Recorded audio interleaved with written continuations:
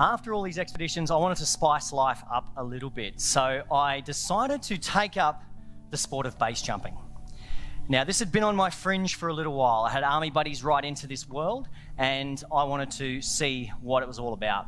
So I called my army buddy. He took me under his wing. First, you start skydiving. Once you got very good at skydiving, you can then take up the sport of base. Base stands for buildings, antenna, span, and earth. So span is your bridges, and earth. And the goal in base is to try and jump all of those objects. So he first took me to a place in Idaho called Perrin Falls. It's this huge bridge over a massive canyon where you learn. So learning on a bridge is the safest way, safest, because there's nothing to hit. So with base, when you jump, your parachute must open straight. If your body moves, if the wind kicks up a bit, if any little thing is wrong, it will open at all random angles. And if it opens at a 180-degree angle, straight back, and you're jumping a cliff, it could be all over. So you learn on a bridge until you get all of your skills nice and tight. Then we go and start jumping cliffs in a place called Moab, which is in Utah. Then we go to Thailand and start jumping cliffs over there. We then got to jump buildings over there as well. And only recently I jumped the last object, an antenna in location, I better not say. It's still frowned upon in Australia, just so you know. But I did manage to jump all four of those objects.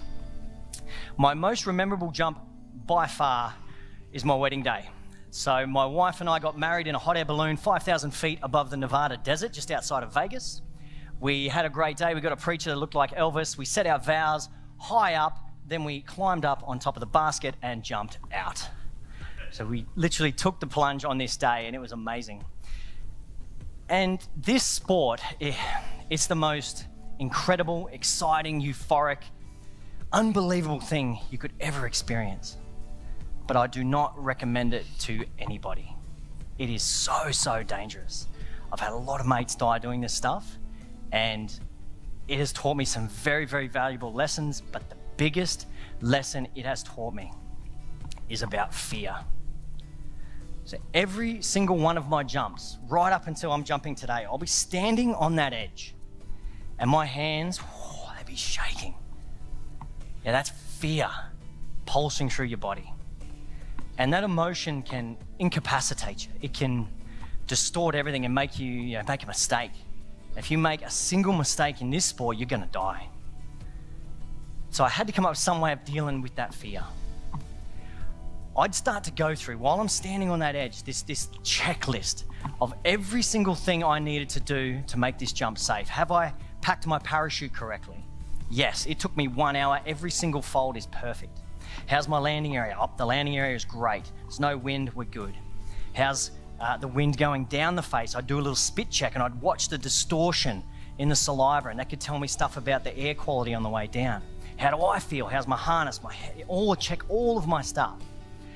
When I get to the bottom of that list, and I know that I've done every single thing to the best of my ability, that fear goes away. And then I want to jump out into that void. So I learned to control that overpowering emotion by simply being very prepared. And if any one of those things didn't stack up, I was out of there. And this is something I've carried on to every aspect of my life as well. If I'm planning a big expedition and there's a part there, so, oh geez, that's a bit gnarly, that's a bit scary, I'd break it down. Break down everything. I'd find that weakness, then go out and strengthen it, put it back in, and then go and do the objective. I do it for pitches with big sponsors. Oh, I'm a bit scared of that one. Why? Break it apart. What am I weak at? What don't I know about that company? Or what am I a bit weak at in that? Strengthen it and go and do it. So this is a very valuable lesson. But this adventure life, I don't know where it's going. I've got some big projects coming up. I've got Nepal in a week and a half's time, 7 weeks of real technical climbing over there. I've just kayaked the Murray River with my wife, another big trip. I've done some pretty crazy stuff, and I'm searching for that experience that pushes me so close to death that I live 1,000 lifetimes in that moment.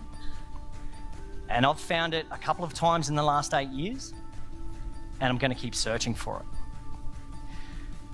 These 4 lessons: confronting death, know that it is real. Go home tonight and ask yourself that question: what if I die in 5 years' time? Write down that stuff.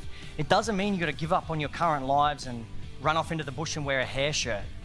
It just means you can start splicing some of that stuff into your current lives for health and happiness. When life gets tough, and in our world, it is always going to get tough, hills and valleys, be grateful for that suffering because it can be an absolute privilege.